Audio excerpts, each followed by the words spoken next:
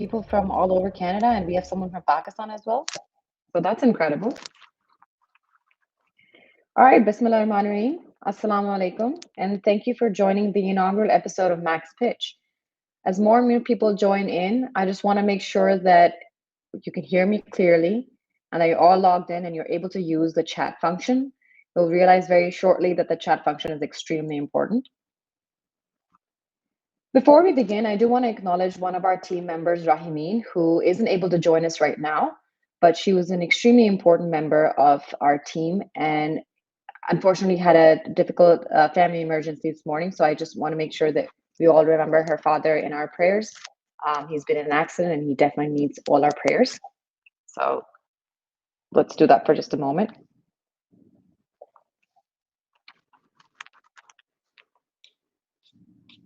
Okay. Again, thank you so much for joining us. MAXPitch, this is the very first episode, so you're all part of the very inaugural initial work that we've been doing. MAXPitch is a high-stakes reality TV show where visionary founders pitch their groundbreaking ideas to a panel of seasoned investors called the funders. The founders or funders are the most important part of our show, but so are the audience members.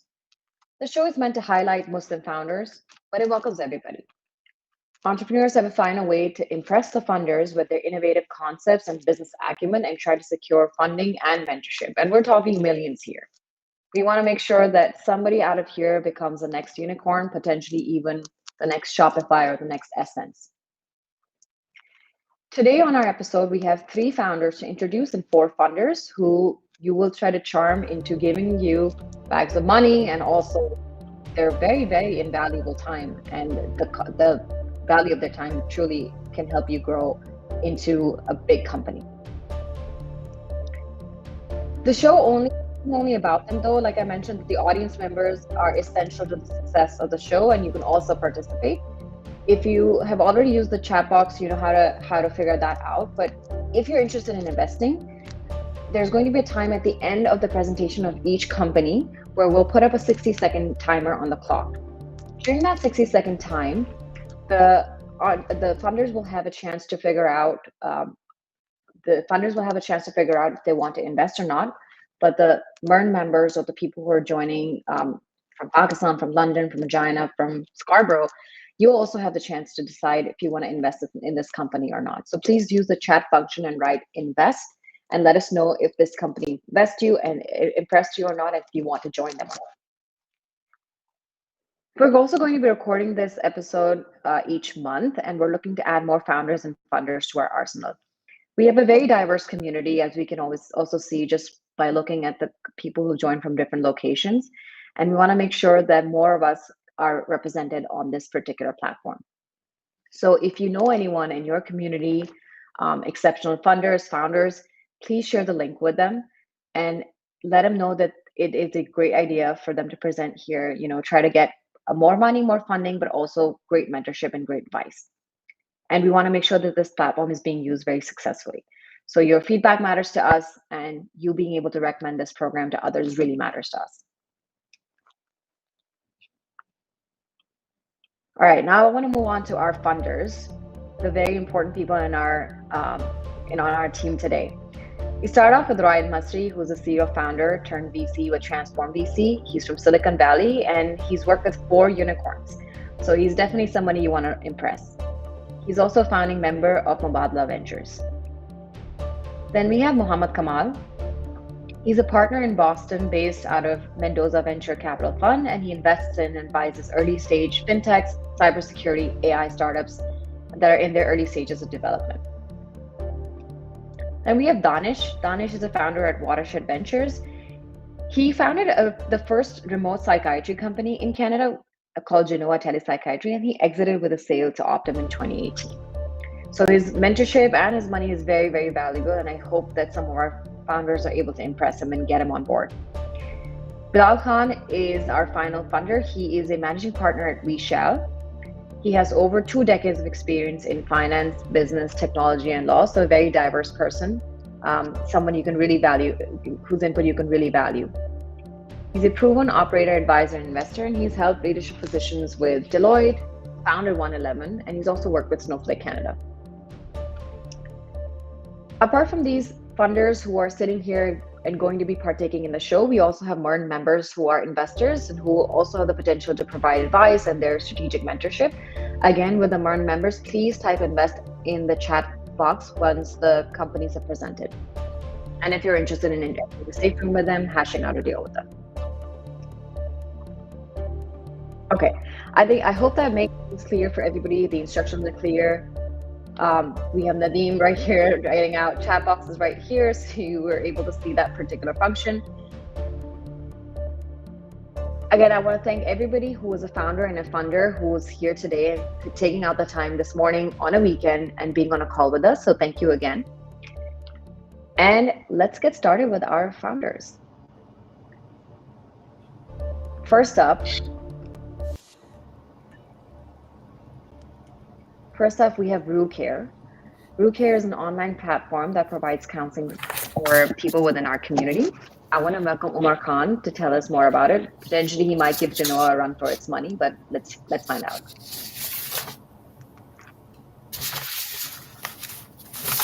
Awesome.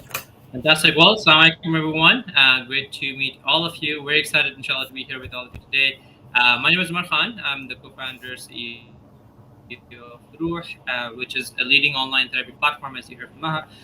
We are here today, inshallah, to raise about 500K at a 7 million valuation, so about 7.12% in equity. We already have 400K committed from Wahed, from a few Silicon Valley angel investors, and a few others.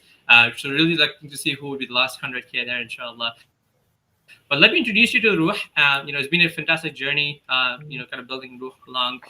Really started from my own personal need. Was trying to connect with some solutions to cope with my own mental health challenges in the pandemic, and really tried a lot of solutions, but I couldn't really find anything I could fully resonate with. And so it's kind of like our first kind of solution to kind of address that need was to build an Islamic mindfulness app. We would be promoting it at masajids, at different events, and every single time someone would come and ask us like, "Hey, do you connect us with a Muslim therapist inside the app?" And so we put a directory of therapists together.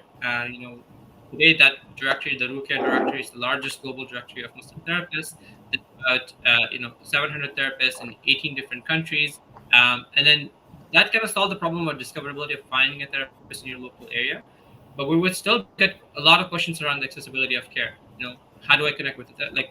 Who is the right one for me? And there's many therapists available. But how do I actually book an appointment and kind of go on to the next step? So that's when we pivoted yet again, listened to the user feedback, and launched the Ruh Care online therapy platform in August last year. And that's really our main pillar now. Our main goal really at this point with Ruh is to deliver exceptional care that is aligned with our Islamic values, that is accessible, all in one place. So like Maha said, we are providing therapy services to our communities now primarily in Canada, but also UK, Australia, and Texas, US now, inshallah, as well. There's a strong team of 13 Islamically grounded Muslim therapists providing that care that's covered by insurance, that's provided in 11 different languages, where you're able to connect with someone and really have that background, like that cultural shared background, the faith background. And what we hear time and time again, actually, from our clients is, they wish the new therapists like this existed during their past struggles with depression. And that's because they truly resonate with the approach the therapist is taking. They don't have to explain themselves. And that's hopefully the gap that, inshallah, we're hoping to kind of address with Ruh. And so that's the team of therapists. It's simple, very straightforward to get care.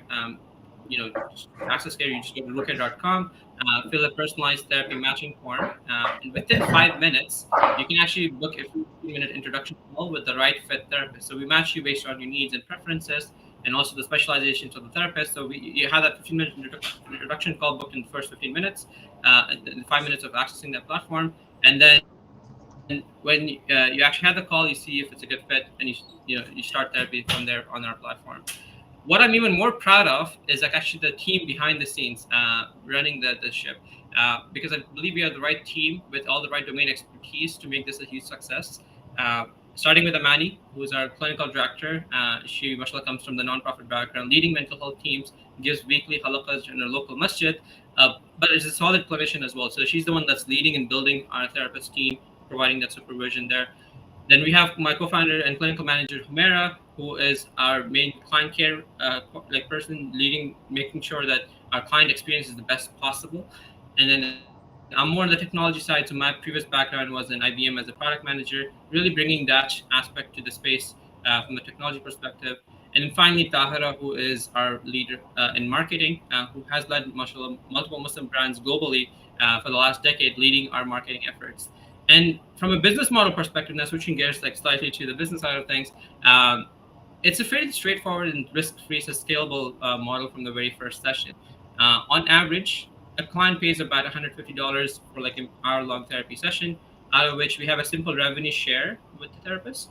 On average, about 60% is with the therapist, and about 40% it goes to Ruh. So we grow together with the therapist from the very first session.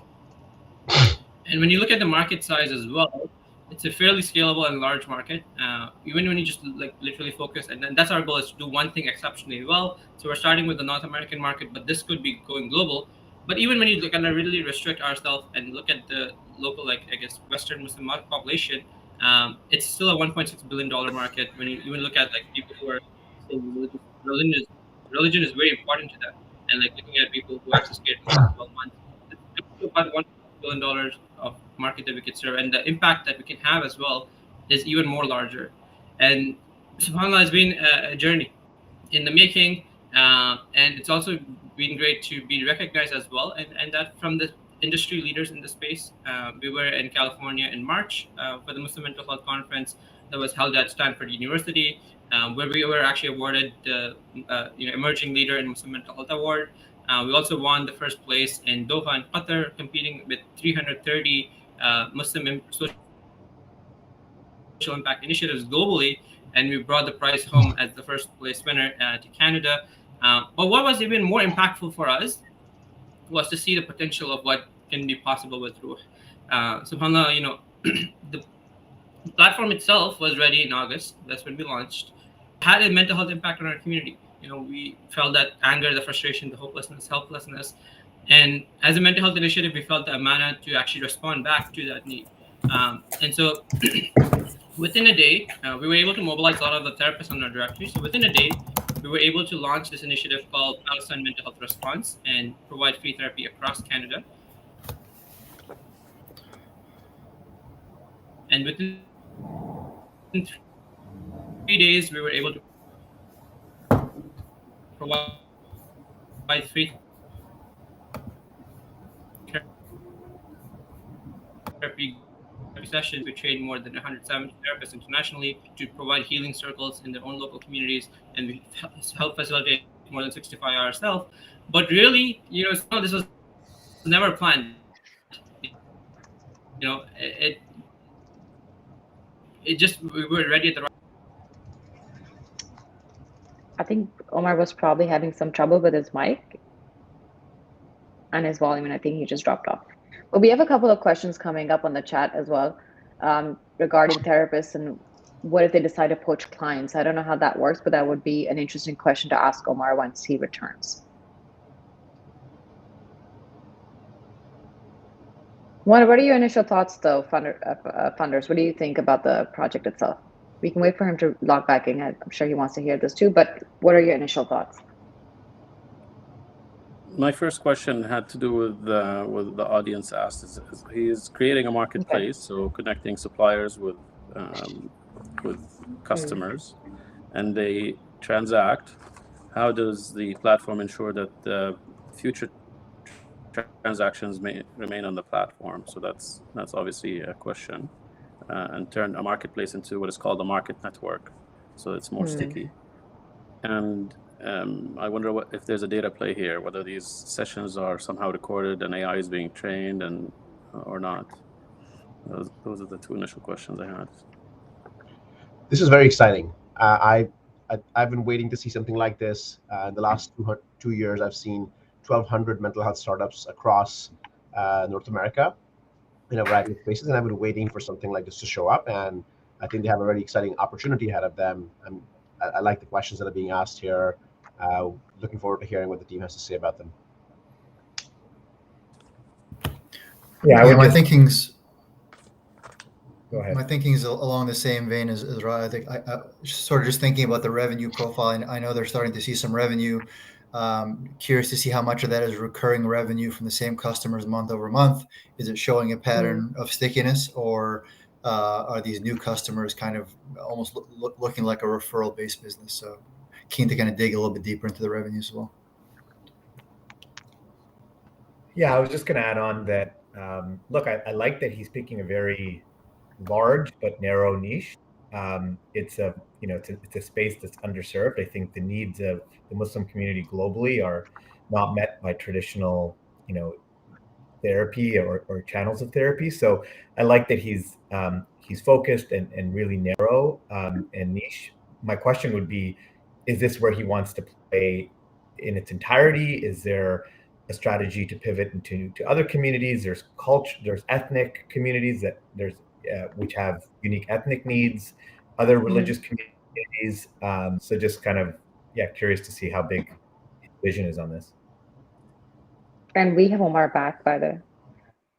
Mashallah, Sorry, Omar, by the way, that's okay. You're probably more freaked out than we were. We said some really great things about you behind your back, and you know how that works, right? Praise has to be behind their back. So mashallah, the praise is great. You missed it, but you know what? Let me recap some of the things that were said. You're in a great space. So it's a large but narrow niche.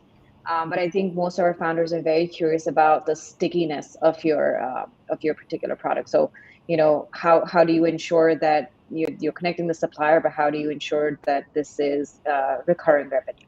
I'm going to let them take it on from there, but go ahead and answer this first, and then we'll open up the stage. Absolutely. Jazakallah khair. Also, let me know when you guys lost me, because I'm not sure. I finished the pitch and I came back to the stage and I'm like, wow, it's broken. So when did you lose me? You finished it. I believe it was over.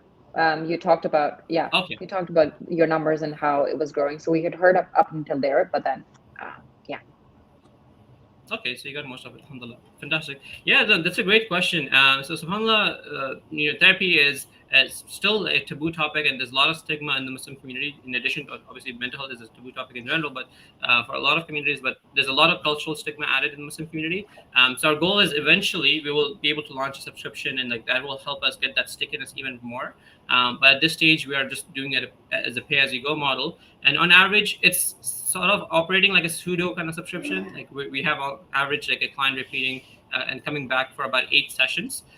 So the lifetime value for a client, again, it's early to say as well the exact numbers, but it's between $500 to $1,000 of lifetime value. Our client acquisition cost is about $99. So from that perspective, it's a pretty healthy ratio there. But naturally, as we grow and scale and add a subscription as a model, that will help us even get more stickiness. But yeah, on average, about 8 sessions per client is what we're seeing. Okay. Are we opening this up to questions now from the panel? Yeah, go ahead. Great. So Omar, congrats on launching. First of all, congratulations on taking the leap, the entrepreneurial leap. It's a daunting one, but it's exceptionally rewarding, and I can imagine all the fires you're putting out every day. But inshallah, this will take off and you'll do well. My first question is around your customer demographic. So you've got some early traction. I know it's not concrete, but who are you going after? Who do you find is using this platform? What does that customer look like? It's a great question. SubhanAllah, we obviously started off to serve the community because we felt the need ourselves. We couldn't find a solution. So our primary demographic that we want to serve is the Muslim community because that's the most underserved population that we see today. So naturally, majority of our demographic, our clients are Muslims. They are between the ages of 18 to 40, young professionals, university students, and so on. But what's also surprising, actually, right now with what's happening in Palestine, we're actually seeing non-Muslims come to us as well. Like we had clients who said, they were in the middle of therapy with their therapist and they find out they're Zionists, and they would actually break away and they would come to us because they find that value alignment with us. So we already have Jewish, Christian, Buddhist, and Hindu clients as well. Obviously, they're not the majority of the primary target demographic for us. Our main target is the Muslim community because in majority of the areas, it's surprising still that mental health is not accessible to them. And so that's what the average client ideal customer profile looks like is, someone between the ages of 18 to 40, someone that is Muslim that has some disposable income. And then the other piece is that it's covered by insurance. So, majority of our clients are using their employer insurance or university insurance. So that's really the population we're hoping to serve right now. I saw somewhere, I think a path to growth was launching in 10 more states. What does it take to launch in another market in terms of time, cost, any compliance hurdles? That's a great question as well. So subhanAllah, we launched in Canada as a launching ground because Canada, the insurance infrastructure is much more simpler. In the US, there's a lot more complex insurance infrastructure. You have to be in network as well to be covered for insurance. And so alhamdulillah, in the 10 US states, the goal was, so when you launch in the 6 US states, we would cover 75% of the Muslim population in the US. So that's our first goal, is like those top 6 states, we would launch there. And what does that mean to launch in those 6 states? We already have budgeted for, in this fundraise, for doing some in-person launches. So really getting, a trusted leader in the community to be able to be that advocate for us. So like really hiring them on like a short-term contract to kind of lead the in-person, like on-the-ground trust building development there. Do a lot of events. So alhamdulillah, with Ruh, like we have done about 70 events in person and online here in Canada just last year alone. And so that would be another big area. Like we see a lot of people now, a lot of our clients say that they heard about us at an event and they heard about us through a friend, family member and so on. And a lot of that word of mouth, the trust building has happened through in-person events. So that launch would also include part of those, like those in-person events would be part of that launch as well. And of course, there's online marketing. So we'll be launching ads and things there as well as we launch there. Omar, some people were worried that therapists might take your patients and steal them and go off platform. I'm not worried about that. There are enough mental health unicorns out there that have proven that marketplaces in the mental health space work. So that's not a question for me. I am concerned, however, about your supply side, right? It's very hard to attract and retain good professionals.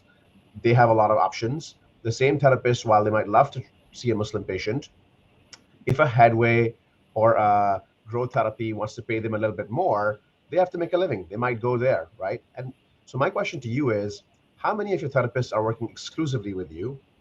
And if they're not working exclusively with you, how do you incentivize them to take more Ruh patients, spend more time on Ruh versus on other platforms? That is a great question. And I'm on the same page as you on that.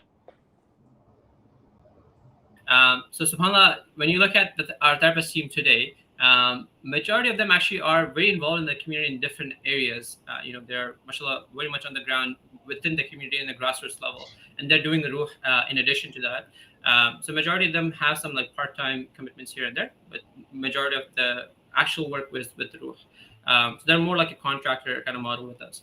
But what you'll also notice is pretty much if you look at any of our direct competition in the Muslim mental health space, we have therapists who left those spaces and came to us. We have therapists from major Muslim mental health clinics leaving and coming to us because alhamdulillah, we wanted to create that space where Muslim therapists can come and be Muslims first and also exceptional clinicians. And so we have alhamdulillah therapists who come to us and say, hey, you know what, I would like to only see female clients, and we understand that and we understand why they're asking that as well. We respect that, right? And alhamdulillah, we're seeing a lot of therapists come to us and they want to grow with us as well. And so alhamdulillah, like from a retention perspective, that's really strong.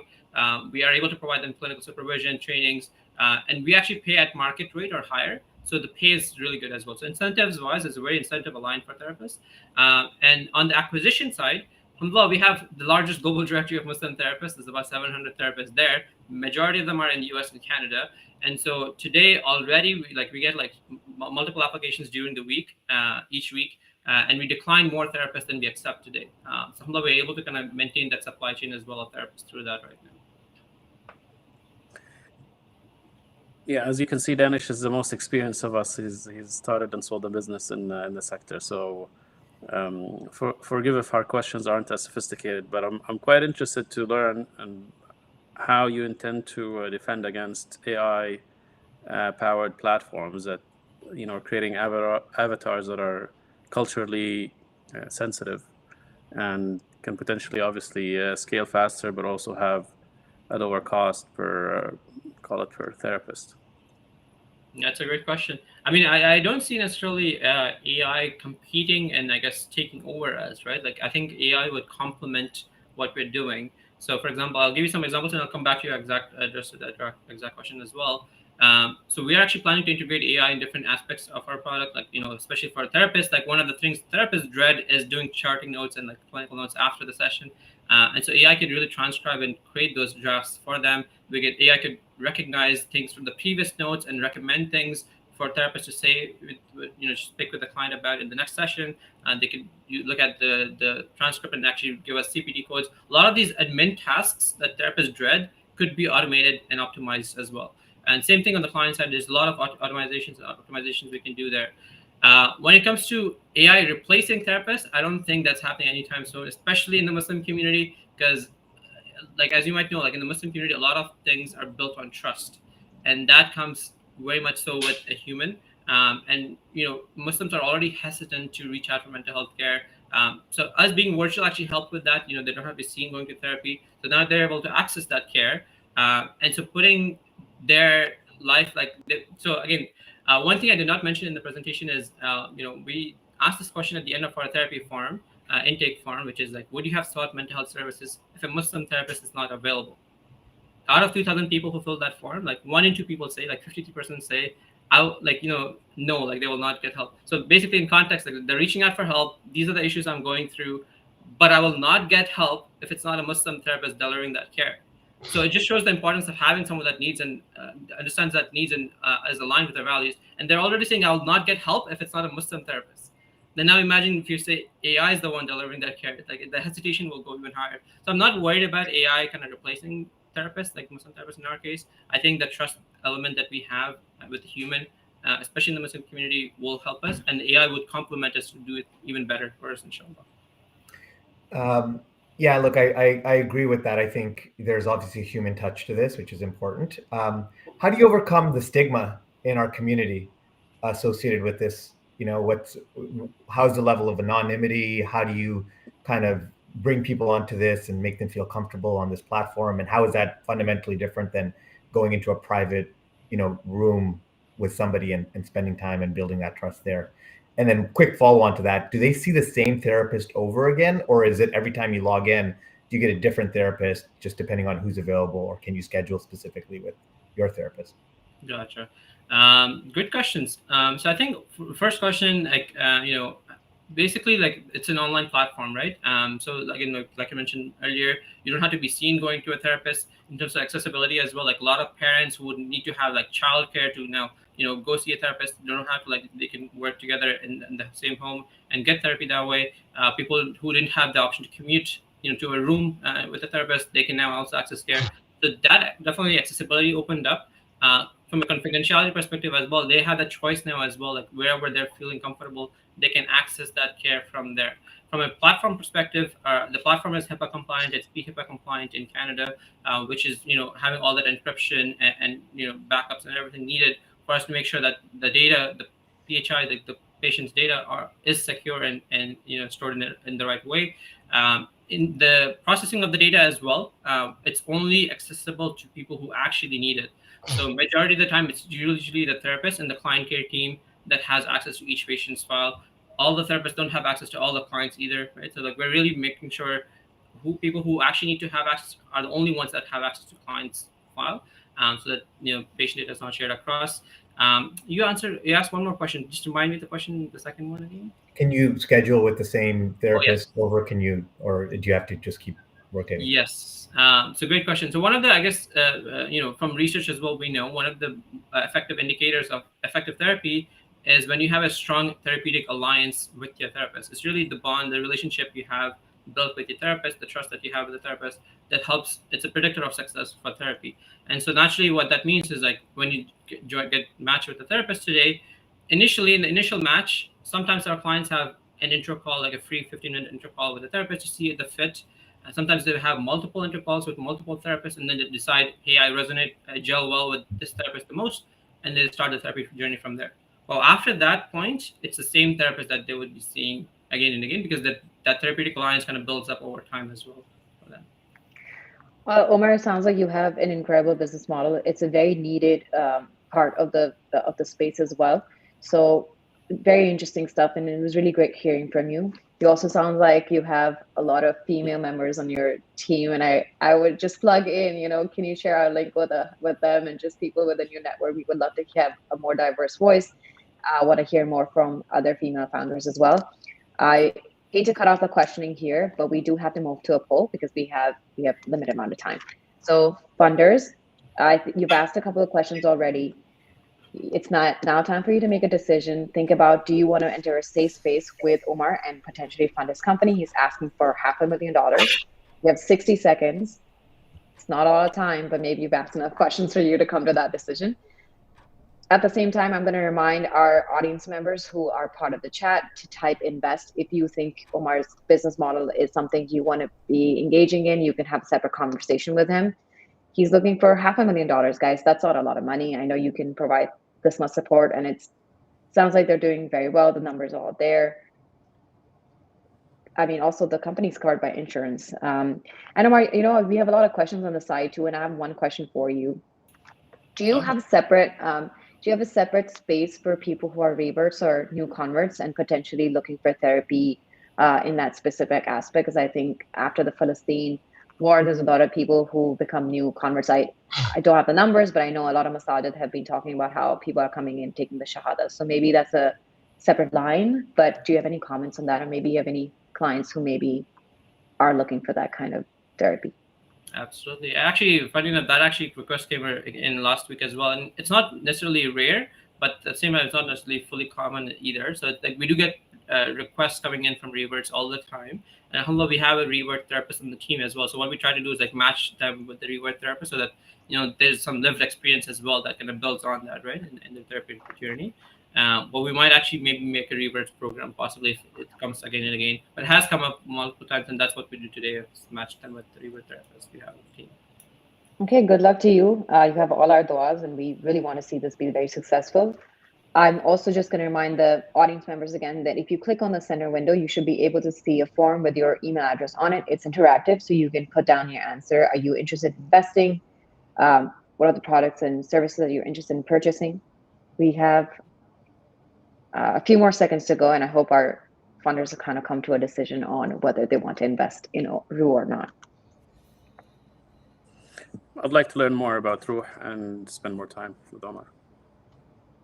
Okay, safe room. Look, all eyes on Danish. Space you know really well. I'd love to hear your perspective. Yeah. Omar, I like what you're building. Count me in for more diligence. Looking forward to it, inshallah. Are more people following Danish here? Look, I'm glad you got two folks that are interested. It's not a space that I particularly understand really well, but I love that I love what you're building. I think it's an incredibly important part of our ecosystem and our community. I think I'll pass on this one, but I'll let Danish and Raed take it from here. What about you, Kamal? I think it's a incredibly important space. I'm happy to see there's a lot more literacy and awareness about that within the Muslim community. It's not a space that I know well, but what I am happy to do is connect you with some of the Muslim mental health organizations that I'm tied into here in the U.S. That can be of help in your U.S. expansion. That would be super helpful, inshallah. We'll look forward to that. Okay, mashallah. So 2 yeses, and we have 1 advisor and then one supporter. At least you're going to get some prayers and some good luck from Bilal. So that's also great. Thank you so much, founders, and also thank you, Omar, for presenting. We're going to connect separately with you. Would love to hear more recommendations on people that we can have on our show again. And thank you for coming on. My pleasure. Thanks for having me, and thank you guys. Inshallah, looking forward to connecting with all of you as well. Good luck. Thanks, Namiko. Okay, so for our next founder, Pedram is going to be taking on the stage. Pedram, I just have a request. If you can put down on your phone somewhere a 5-minute timer for yourself, just so you know that you want to finish between 5 and 6 minutes, it would make just things a lot easier, and we can open up for questions. Pedram is doing something really incredible. I think everybody's struggling for jobs at this point. Several people you know or you may know of have gotten laid off or having hard time graduating and then finding jobs. I think PageRoom is here to solve all of our problems with hiring. So HirePort.ai is going to take the stage, and PageRoom, over to you. Yeah, thank you for that. Let me just start the timer. I'll try to keep it pretty short and sweet. So, salam alaikum. My name is Pedram. I'm the co-founder and CEO of HirePort AI. And I'll tell you a little bit about my journey as it's ever evolving, as you guys know, in the startup world. So we're building the hiring platform for the AI era. And the journey began when I founded an AI-powered tech recruitment firm. So we work with major companies like IBM, and we work with startups and scale-ups within the startup community, basically, and we help them with hiring. So I built this AI platform to streamline the recruitment process, in essence, and providing super intelligent candidate matching system and algorithm that goes far beyond keyword searches and uses AI reasoning. We also created a candidate analysis fit tool, a candidate fit analysis tool, which also the job seeker can leverage to enhance their resume, give them better chances. We've also created an automated pre-screen tool for the interview tool for the recruiter to be able to use as a part of their process. And we're also leveraging that for other job seekers so that they can help practice for their interviews. Now, as time went on, I recognized that we're growing into we're moving towards more and more of an AI era. Whether we like it or not, whatever our opinions are, philosophically, but it is something in the direction that we're going. And I came, more and more, it became more and more relevant, clear to me based on my customers' feedback, telling me that, not only do we want to hire people, Pedram, but we're also looking at potential AI agents and tools as well to quote unquote hire. And I recognized that there was actually no real company addressing this real need, where companies don't necessarily have an AI strategy. They don't really have a robust strategy. Like, what are we going to do moving forward in the next 5 years? What's our workforce going to look like in the AI world? Now, we started our platform within the HR and recruitment world, and like I said, helping the job seekers as well. Now we're evolving into becoming more of a platform to solve challenges within this AI workforce era. Okay, so what that means is that we're aiming to become the platform to not only hire people, but hire AI machines for enterprises. So, this puts us in a very unique position, and we're uniquely positioned to tackle this problem because of our AI recruitment platform, people, and our experience, our domain knowledge. We've done this over and over again, right? We know what skill sets are required for certain jobs. We know what AI machines can handle what agents can handle what, and what the limitations are, and so forth. So this allows us to become an enterprise's AI strategy, not only for new workforce or new talent coming in, but for existing workforces. So there's no question right now. Again, it's not up to me whether the world is going, what direction the world is going, but it's no question in anyone's mind that these days cost cutting and cost efficiencies are on top of every leadership's mind, and how to use AI in the future. What's their AI play within their internal workforce is on the top of every leader's mind. So we're going to tackle this problem head on. That's it. Keeping it brief. Awesome. Can we jump right in? Yes, please. Great. So first of all, congratulations on launching this. It's a great business. I've seen so many iterations of this over the last decade. I mean, every time there's a new technology that's introduced, there's a new company that gets built, whether it's video, whether it's, it was one major phase of kind of optimizing and automating hiring. Obviously, the AI piece is fundamentally transformational. Like, it's it's going to change the game. And I think it's really well suited to this use case because there's a lot of repetitiveness, right? But here's my question. My first question for you is, what makes you uniquely qualified to solve this problem? What makes you and the team, like, because I suspect there's going to be a lot of players building in this vertical. This is one of the use cases I think are really well situated to AI and data. But what's your unique strategy, your unique angle? What gives you the confidence that you're going to win in this space? Yeah, no, I appreciate that question. So, like I said, the evolution of this product has been very interesting. So we started like I said, in the recruitment world for people, right? And what makes us very unique in this position is because of our domain knowledge and our data. We have thousands and thousands of resumes. We have thousands of pre-recorded interviews that we trained our model on. That's huge. So it becomes accuracy of results. And also our matching algorithm. Matching algorithms up until now have always been, even our competitors are using very, very juvenile methods of keyword matching. They're not using any type of reasoning. So for example, like, I'm not sure, you guys are techies, I think, right? So you'll understand, like, for example, JavaScript. And there's also TypeScript, TypeScript. If you know TypeScript, you generally know JavaScript. Like, even if you don't have that in your resume, if you don't have JavaScript written, but the job requires you to have JavaScript, but you have TypeScript written, our AI system is going to understand this. Whereas if you do keyword matching, that's not going to be found. Or if you're a front-end engineer in web technologies, there's going to be assumptions being made that our AI system is going to be making. So that's one thing, one aspect of it where we differ quite strategically more than other competitors that are in the space. Also, there's another aspect which I mentioned is, and I agree with you, that it's a competitive space. And one of the reasons that we're adding on our customer feedback of being able to also hire AI machines. So if you actually look out there right now, there's not too many recruitment platforms or any platforms that are able to do this. There are product aggregators, but that's not the same thing. That's not what we're talking about here.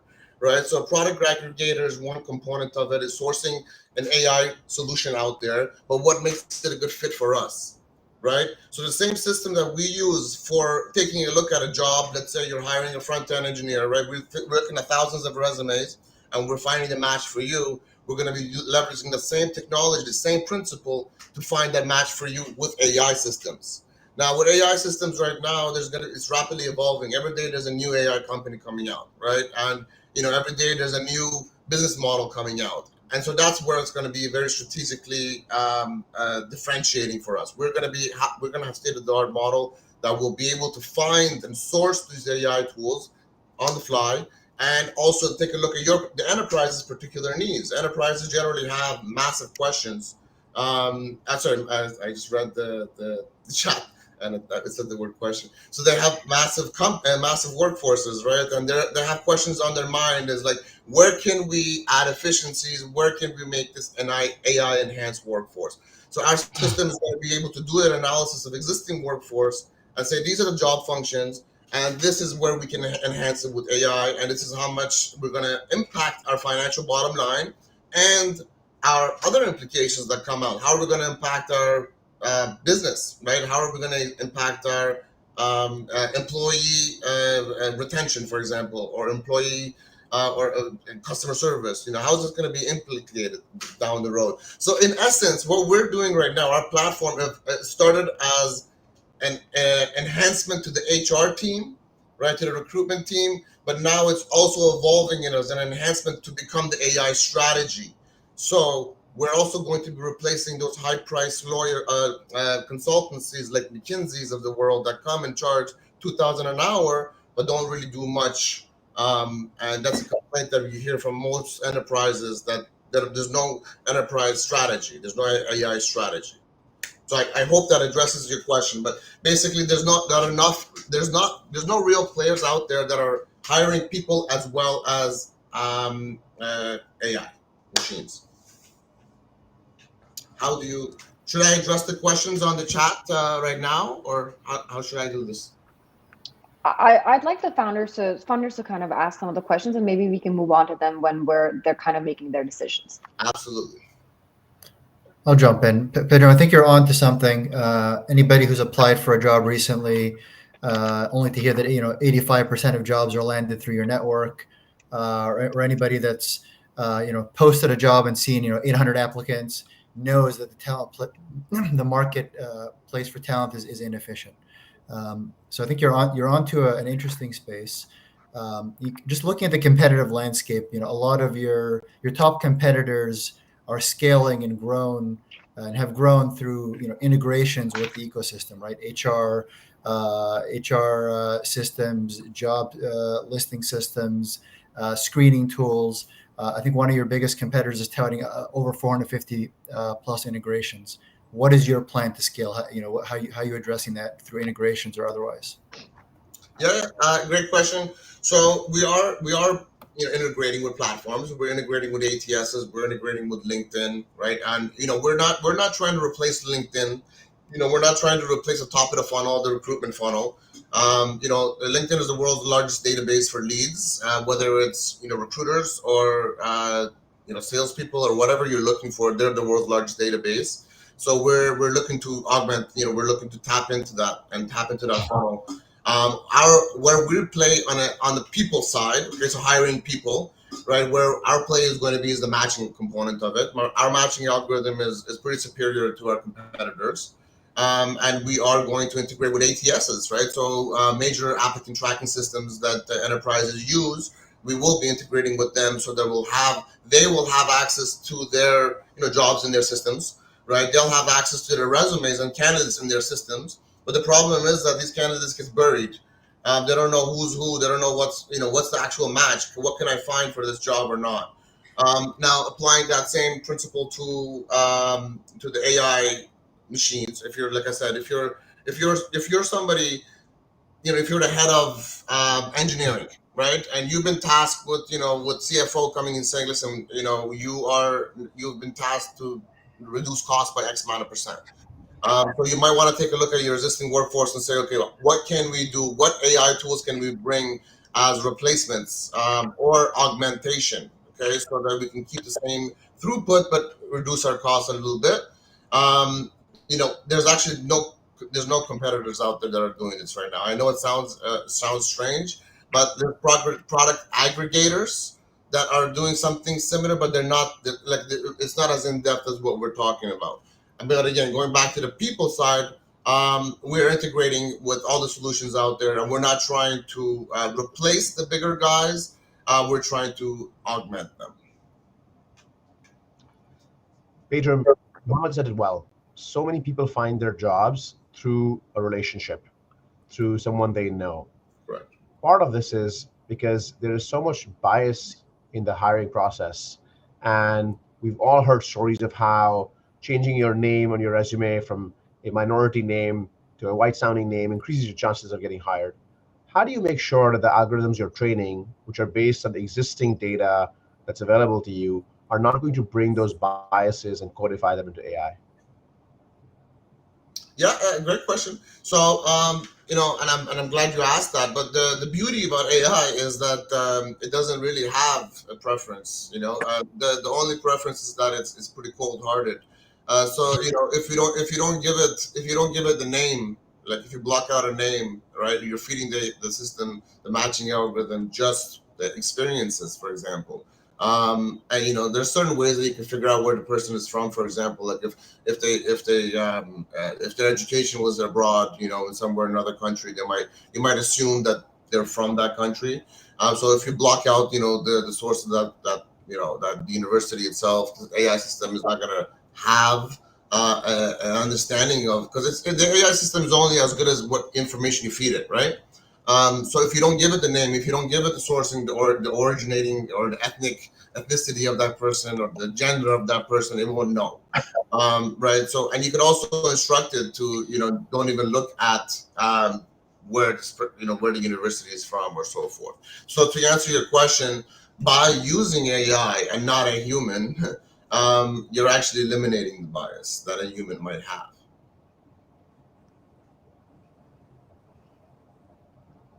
I hope that answers your question. Yeah. What's your traction like? I love your confidence, by the way. That's a necessary ingredient in any founder's journey. Thank you. I appreciate it. So I did start a company about 7 years ago, the tech recruitment firm, and I started a few other companies before that. So I guess experience helps with confidence. But traction has been good. I mean, so this AI powered tech recruitment firm that I spoke about. So it's been the driving force of our recruitment firm, and we work with companies like IBM. So my tech recruitment firm itself generated over 3 million in revenue. The product directly contributed to 400K of that. So now it's been early in terms of our standalone product. So we launched, I would say, about March or April for our standalone product. So switching to subscription model. That one we have about, I think, 57 users right now across about 47 companies. And right now, one of my biggest objectives is not revenue per se. It's more or less feedback. I want feedback. I want to know what to build. I don't want to spend too much time on building the wrong thing.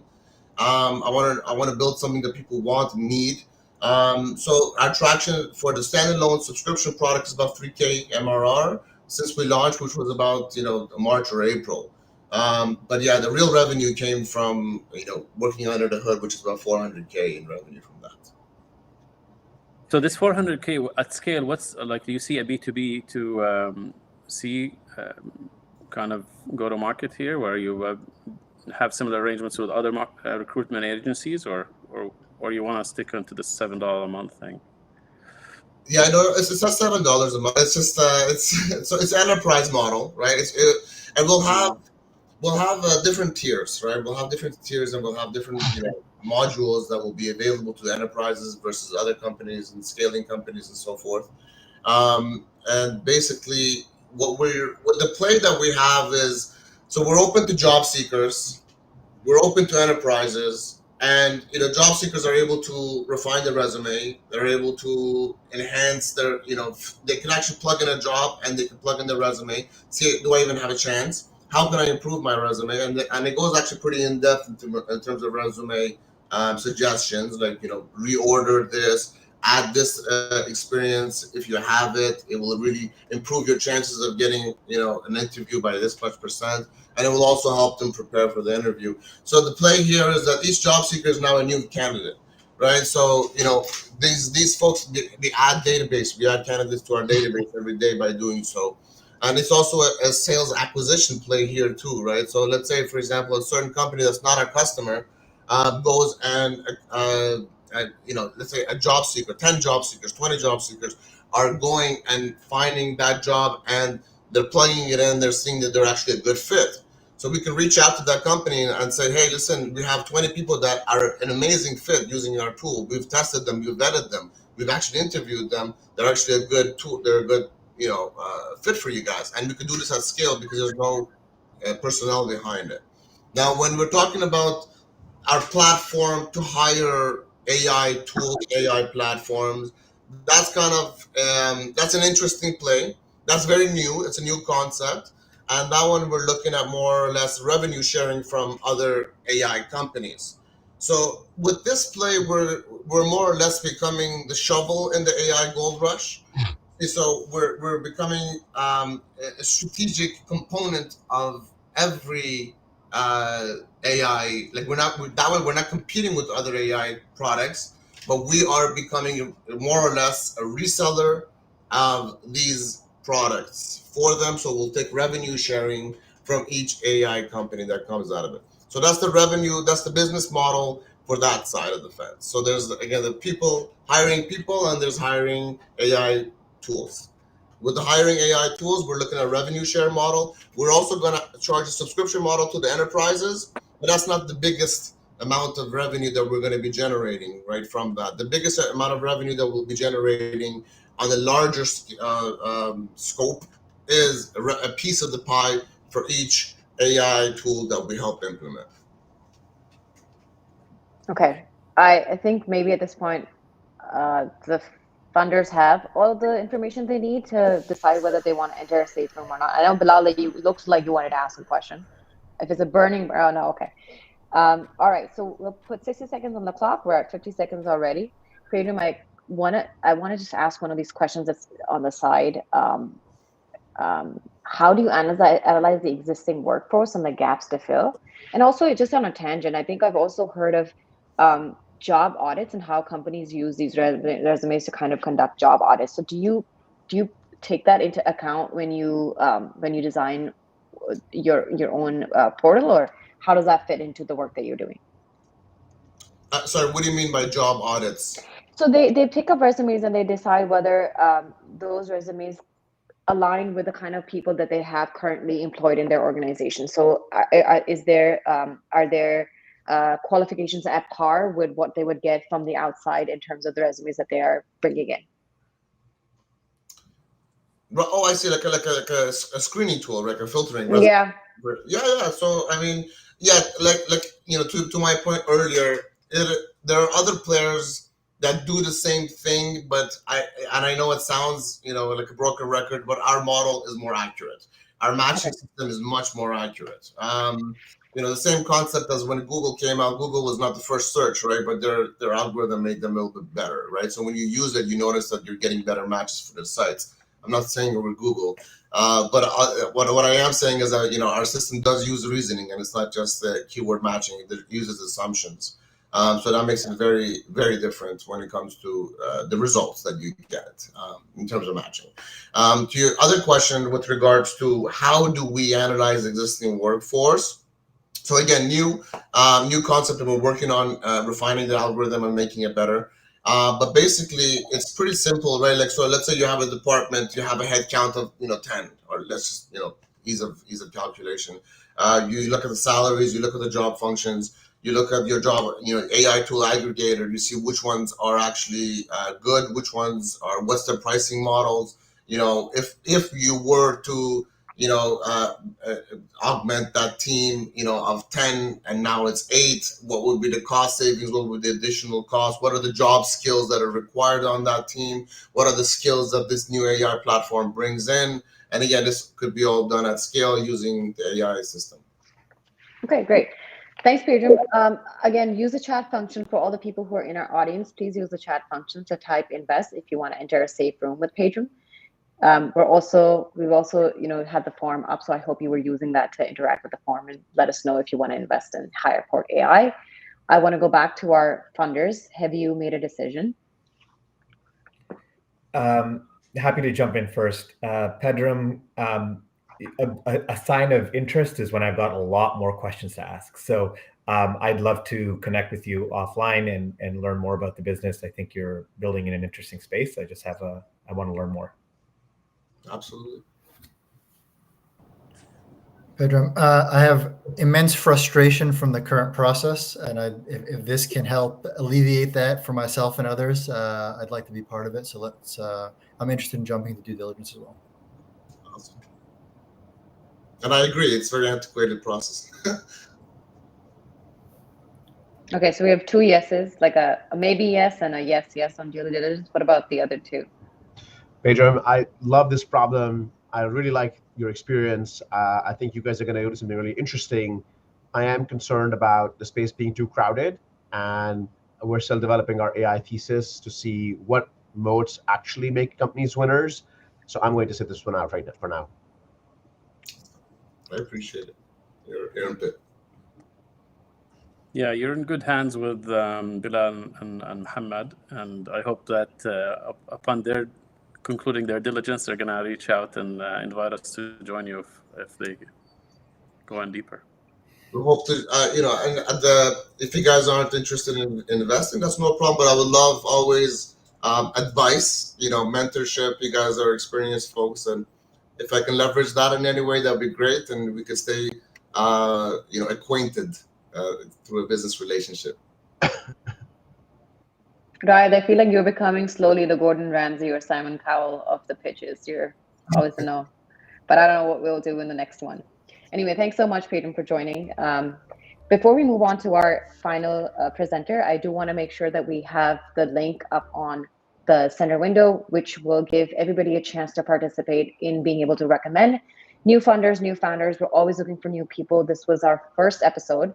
And we have, inshallah, we're going to be doing more every month. And we do want to find great talent. We want to have more diversity. We want to find all kinds of people from our community. And we just want to make sure that you use this link, onemax.com/Mern, to recommend people. There's also Nadim's email address somewhere in the chat. Maybe he'll type it down again. Please get in touch with us. We want to really hear more. And we've had some responses already in the chat, so that's also been really great. Okay. So our next presenter is Sami Siddiqui. The platform that you've been using, CYA.live, has been his creation. So we want to hear from Sami about his particular company. So Sami, over to you. Yeah, so thanks. Assalamu alaikum, everyone. As Maha mentioned, we have been using this platform. And as you can see, there's content in the main window that has been continuously being updated. So again, my name is Sami Siddiqui. I'm the founder and CEO of CYA Live, and this is a platform that provides a unique experiential space for collaboration, for engagement, and for transactions. So today, I'm seeking $1 million on a safe with a 15% discount to help scale our operations and reach a broader audience. Our cutting-edge technology allows audiences to interact with live content, with apps, and other users through video, audio, text controllers in real time and at scale. One of our key highlights is the ability to use applications together, even in a broadcast setting in real time. For our current phase, we are focusing on B2B events. We have hosted numerous movie parties where we screen movies, bring the cast of the movie on our platform, and let people in the audience interact with the stars while watching movies with them. We've also hosted a number of interactive shows, game shows, and we have hosted corporate events, and we power e-learning for 140 centers in North America. Since our alpha launch in 2020, we have engaged users for over 5 million hours, and we have attracted customers such as Paramount Pictures, Sky, 20th Century Fox, iHeartMedia, many festivals, Formula E Racing, ABB, Bush Jagger, Oxford Learning, the World Health Organization, as well as a number of nonprofits and charities. Our ultimate goal, though, is to build a virtual mall and a movie theater where people can come on demand and pick out movies and watch with their friends, or pick out games and play games with their friends, or go shopping with their friends. And influencers can also come on this platform, pick out movies, create film festivals, or pick out games and create game shows, or they can go shopping with their fans. So that's our ultimate goal. So funders, what do you think? Super impressive vision, but you're making a lot of enemies along the way. You want to compete with everyone almost. So what's your wedge? What are you starting with? And you're gonna hit it out of the park entirely and then expand. Yes, as I mentioned, our core feature is our collaboration, engagement, and transactions. So we've been focusing on B2B events, both in entertainment and in virtual learning. So on the entertainment side, as I mentioned, there are a number of movie parties and game shows. And on the other side, we have corporate events that also revolve around e-learning, where this is being used to train staff, or it's being used for e-learning within education. So that's our core focus at the moment. And as we build out features for this, this is going to help our ultimate vision, which is the virtual mall and movie theater. And what is your traction like in that sort of core segment? So as I mentioned, we have engaged users for over 5 million hours. We have worked with a number of high-profile companies, both on the entertainment side as well as in corporate and e-learning. I mentioned some of our customers, like the large studios, 20th Century Fox, Sky, Paramount Pictures, and many others, as well as festivals. And on the corporate side, there's ABB, Bush Jagger, and many others. And then within education, there are companies like Oxford Learning, Great Power Learning, and then within charities and nonprofits, we have organizations such as the World Health Organization. We've actually raised over $2 million for nonprofits on this platform. Sammy, that's great. I'm super excited to see your ability to engage these amazing brands. But let me push you on the question again. How is that traction translating into revenue? How much revenue do you have right now? We've generated over $1 million in revenue since our alpha launch in 2020, and we're still developing the product. So there is revenue that we're making even with our alpha version of our product. Is that project revenue or like event revenue, or is it a SaaS revenue? Or describe to us the kind of how the revenue is generated. So there's two revenue streams. One is managed services, in which case we charge a setup fee and subscription fee, as well as a maintenance fee. And the other is for self-service, we take a percentage of all the transactions that happen on the platform. So if it's a ticketed event, we take a percentage of all the tickets. Otherwise, it's a licensing deal with on a subscription basis.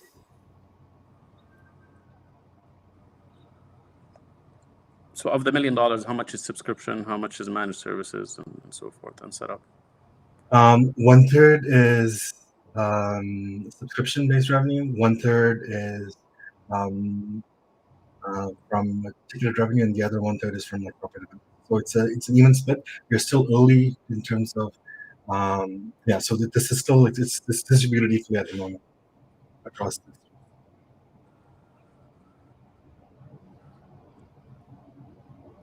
So see, Yeah. How do you Yeah, intend to increase the SaaS revenue, the subscription revenue? What do you need to do to accomplish that growth in that category?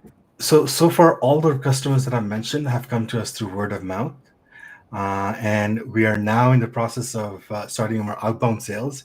And we've already, in the last 2 weeks since we started outbound sales, we've seen quite a few companies interested. So we have a pipeline of deals that we are really excited about. So that's how we're going to continue to grow that revenue.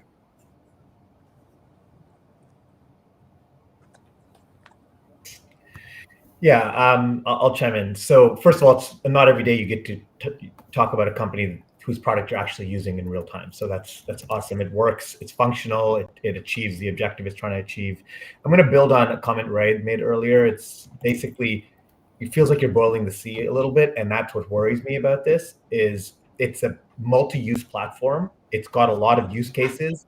But if you're not very disciplined and focused on where you're going after first and being as niche about that as humanly possible, you're just going to become, it can become too agnostic, and you can't build in the right functionality around specific use cases that I think have the highest potential for you. Sure, you can pivot out of those use cases over time, but the product was built, I guess, in 2020. It's been 4 years. Is that correct? 2020. That's right. Yeah, so it's been 4 years and $1 million of revenue. And so that is a bit of a concern for me because I love the technology, and I get the sense you're a technologist. Like, you can build things. You built this thing with a probably a reasonably lean team. What I really want to understand is your go-to-market strategy, and I think a few people have poked at it, and I don't think you've been particularly clear about it. So I would just encourage you to really focus on that and be very disciplined about that approach. And I'm happy to chat with you offline about that. Yeah, absolutely. So when you start up, anytime you have a startup, you need to be really focused on one thing, both in terms of technology and the market that you're focusing on is almost like layers of onion. It's like peeling an onion. So you have all these layers. You build one thing that is highly specialized, and you go after one market, and then you expand to others. So we've been getting, so as I mentioned, all the sales that we've had were inbound, so it was from different industries. And being at the stage that we're at, we couldn't say no to them. But moving forward, we have a very targeted approach as far as who we're contacting. And there are some niches that we find are, so we were in a discovery phase prior to this, and now we see that there are some areas that have more potential than others, and that's what we are focusing on over the next little while as we continue to do outbound sales. Is this mobile? We don't have mobile apps at the moment, but we are working on that, and that's part of the reason why we are raising some funds, because we want to make this available. We have been working on a mobile app that we plan to release in the next month. So yeah, that's on the roadmap, and that's part of the use of funds. Yeah. And I like you're going after enterprise versus a consumer, because obviously there's more money needed. Exactly. So for us to go after consumer, it would have to, it's a more capital intensive process. And also it requires more automation built in. So as we get to that stage, we are focusing on B2B, so that way we can fund the development and have the technology ready, as well as the capital we need to go after that segment. Tell us why enterprise is using you versus the big names out there. Right. Absolutely. Just read my Absolutely. mind. Same question. Yeah, so on CLI, we're not about video chat or screen sharing. We're all about using applications together. So, and that's a completely different paradigm from what you're typically used to. The way this platform works is we're using applications together. So I can throw in, for example, a movie, and as I click on play, pause, seek, everyone sees the same thing. I can throw in like a 3D object and everyone can interact with it. So because of the difference in paradigm, it is enabling, because you can now do things that were previously not possible. So for example, when it comes to like movie parties, we can screen movies in 4K. And have the interaction with the audience. If you were to use something like Zoom, for example, then you're screen sharing, you may not get the best resolution, the frame rates, and all that. In addition to that, you wouldn't have digital rights management that studios would need. So it's copyright protection, basically. So we have all those features, and that's only possible because of the way the platform works. In addition to that, we've also built this for scale. So we have built in addition to the application layer, we've built our own content delivery network. So we have built our own infrastructure for broadcast. And the reason we had to do this is because we were approached by Rihanna's team, and they wanted to use this platform during Paris Fashion Week to launch Puma, and they wanted us to support 3 million users. This wasn't built for that. There's nothing in the market that would let us do that. So we had to build our own infrastructure. And the reason why we built this is because if you talk on the phone or when you video chat, there's pretty much minimal delay, so you can hold a conversation. But when it comes to anything broadcast, there's a delay, and because of that delay, you can't really hold a conversation with people in the audience. What we've built is this content delivery network that lets you interact with people in real time, even in a broadcast setting, even if you have millions of people here. And you can also interact with applications in real time, and everyone in the audience can do that. So think of all the things that are possible because of this, right? So game shows, interactive game shows with large audiences, movie parties, interactive shopping experiences. It just changes the game. So for example, right here in front of you, you see a shoe that you can interact with in 3D. Everyone in the audience gets to interact with it. So there's and then let's say I wanted to switch to another object. So let me switch to this handbag. And then if I wanted to talk about, let's say, this, I guess the latch, I can just sync my view and everyone sees the same thing. So we can create these synchronized experiences with massive groups. So, and then this is also integrated with Shopify, so you can sell products here as well. So, Sunny, real quick question. I'm interacting with it right now. Am I the only person seeing the way I'm interacting with it, or is everybody seeing me move this shoe around like this? So there's multiple modes that you can set up. So you can set it up so that everyone sees the host, or everyone gets to interact on their own. This is all completely programmable, highly programmable. Right now, the way it's set up, you can interact on your own, and you see what about right now? What about right now? Everyone's seeing me do this, or am I? No, you see the way you're interacting. Everyone's interacting on their own. But as a host, I can synchronize everyone's view. So let's say I wanted to talk about the shoelace. I can just sync my view, and everyone sees the same thing. And now everybody sees this, what I'm doing now. Yep. No. It's only me because I'm set up as the host. Oh, you're seeing it. But everybody could see it if we set it up. Yeah, that's right. So another example. But this is not a screen share. This is a proprietary software you built. That's right. So we built the infrastructure as well as the communication protocol that lets all of this happen in real time in a broadcast. But where is this shoe residing right now? Like, who's running the software right now? So it's all our infrastructure. So it's running in the cloud as well as on this part of it is on your end. But it's the I whole. think what Raed's asking, are these like APIs? Are these all plugins from different underlying technologies So that you're plugging into this platform that allow us to do this, or is this actually proprietary? Have you coded this? This is all proprietary. We've built this.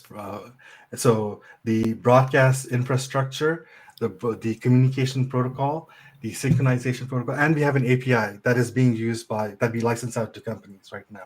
Eventually, we're going to open this up to the public, but right now, we license our API to companies to enable these experiences. I can give you another example of a simple game. Give us a customer example, an exact customer Yeah, example. exactly. That would be great. Sure. So, for example, Oxford Learning is using our APIs to streamline e-learning.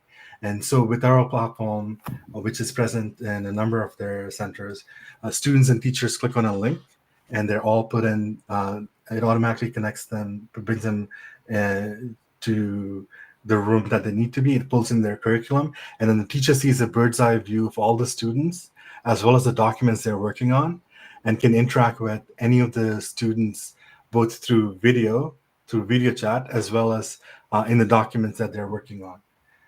So that's all possible with our API. If I started this journey with this shoe in a CAD software on my desktop or Visio, what is the journey to get into this platform?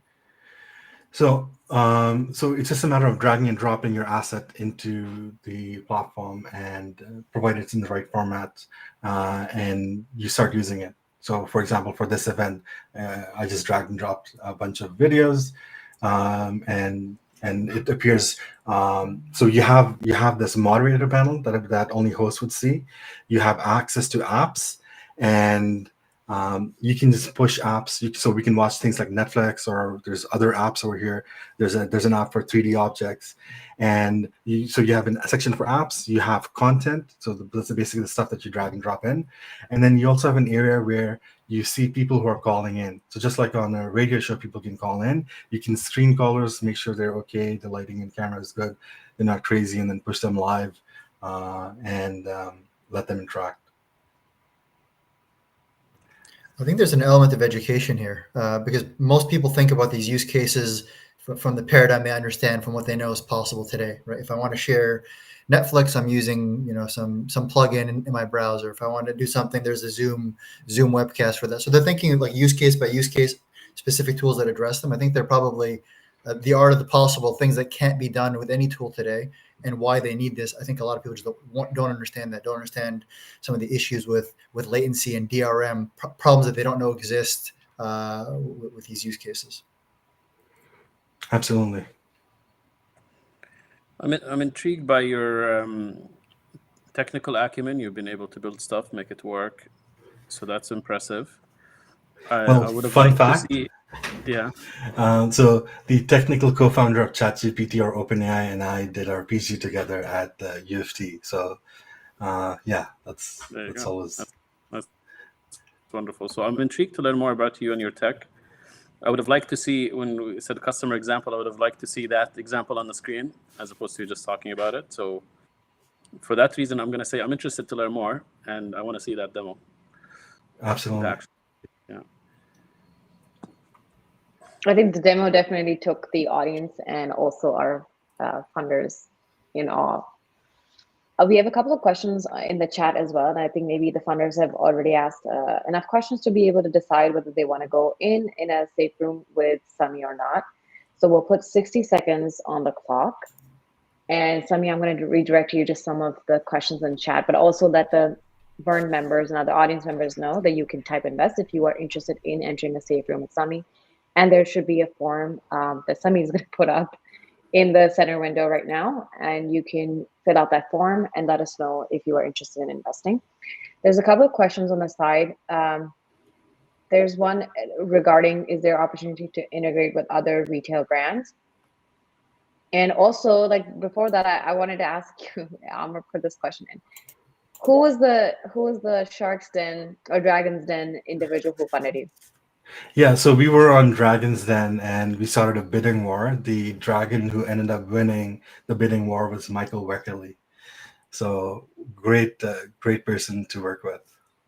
Okay, awesome. And can you integrate with other retail brands like Lululemon Virtual? Yeah, absolutely. So as I said, we have an API, and then when it comes to stores, currently we have an integration with Shopify. So if you own a Shopify store, with just a couple of clicks, you can connect your store and have products in here. So yes, and if there are other, so we can work with most stores, and if you don't have it already, we can add an integration. Okay, great. There's also another question regarding why does it have to be a full conferencing tool? Can this be a plug-in to Zoom and others? And do those platforms have certain limitations that would prevent them from this level of collaboration? So there is a Netflix third-party Netflix plugin for watching movies, and it's limited to text chat, and there's only so many people who can join that room, even though it's just text chat and the movie. The reason I know this is because a number of studios that come to us after having used those platforms. So there are limitations with those, which is why they prefer this platform, which handles way more, which can scale to much larger audiences, let people interact through video. There's multiple levels of moderation, as well as it supports all the things that studios would need, including DRM, so copyright protection, geo-blocking, age restrictions, and everything else that studios would need. Okay, amazing. Thank you for sharing all of that. Awesome. Oh, there's like a lot of questions from Amr. He clearly knows a lot about this that other people don't know. Grey's Anatomy cast, there was something related to that. Yeah, on our platform. Yeah, we've had a number of stars on our platform. We had, because we worked with with studios, we've had a number of celebrities as well as YouTubers and influencers come on our platform. So, for example, we had the cast of Grey's Anatomy. We had Kevin Smith, Lindsay Lohan, Danny Trejo, like many YouTubers and influencers as well. Okay, amazing. I think we've had over 60 seconds, so I'm going to go back to the funders. And also, I want to make sure that before I go do that, hang tight, everybody. Arguably, the most important part of the show comes right after this. So just stay tuned for that. Okay, funders, your turn. What are your thoughts? Invest, not invest, get into a safe room? Sure. Like I said, I'd love to spend more time with you. And if I want to shout out to Max. Thanks for organizing this. Is phenomenal. If we're all widely successful doing this and much more, then hopefully the founder of ChatGPT will say I went to school with the founder of CYA Live. I like that. Inshallah. Yeah, so Sami, congratulations on building a very impressive technology. I'm having cognitive dissonance with this. Like, things aren't adding up, and I'm trying to wrap my head around it. Core technology, great. You've obviously built something really interesting and valuable here. You've had a lot of people on the platform. You've had big brands use it. I'm just trying to understand what's the gap. Why have I not come across this platform before? Why isn't the world using it? So, but you did pass my litmus test, which is I have more questions unanswered than I do have answered. So I would like to spend more time with you and understand what's going on here and see how I can help. Awesome. Sami, I love founders that are passionate about the technology. So you're doing something great here. I don't necessarily understand enough about the unmet needs in this space to kind of be an informed investor. So for that reason, I'm out. I think that what comes to mind for me is what prevents the other platforms that have 80% of the features from saying, "Hey, Sami solved this. It looks like it's working. Let me copy that one feature we were missing that is causing us to bleed customers to CYA." So kind of more about your moat once you are pulling those customers away. But I'm not informed enough in the space to be useful, so I think I'm going to pass. Sami, as an engineer, I love the technical prowess here. I have an appreciation for how complicated the underpinnings of this are, and kudos to your team for accomplishing this. Like a lot of the others, I am also experiencing some cognitive dissonance. This should be more successful, and I think what I would like to see is a little bit more on the team side, on the commercialization side, who can help you actually monetize this more if you want to move forward. So for now, I will sit this out. Okay. Okay. Thank you, founders. It's been a pretty equal split. Interestingly, we had 3 founders present. All 3 of them got 2 yeses. And of those 2 yeses, one was like a maybe question mark from either Bilal or Raed. So Bilal clearly has a lot of due diligence to do in all 3 of the spaces. And then we had 2 people who pulled out, which is great. It's been a pretty balanced, I think, response from our funders. And thank you so much to our funders and founders and our audience members for joining us. Again, this is a Saturday, and you guys are doing this. This is really incredible. It helps our community as well. Like I said, the most important part of the show is what's on your screen right now in the center window, which is a feedback form. This was an inaugural session, and we really are relying on your support to tell us in coding Pedro. We don't want to spend time building something that people don't want to use, people don't want to work with. So we really, really value feedback, and we want to hear more from you about what we can do in the future to add more diversity, get the word out, to make sure that we're serving you in the way that you are looking for us to do. I also have a very important question for you, by the way. Behind the scenes, our team was really trying to figure out whether we should call people funders and founders or bulls and sharks and dragons. And we really didn't come to any good solution to that. So if you do have better names for us, please throw that into the feedback form as well. This form is interactive. You don't have to use any QR code right now. You don't have to go back to a link. Just on your screen, we want the founders, the funders, and all the audience members to please fill out this form right now. And I can see the funders, so I'm going to see if you are typing or not. So if you can fill out this form, that would be super useful.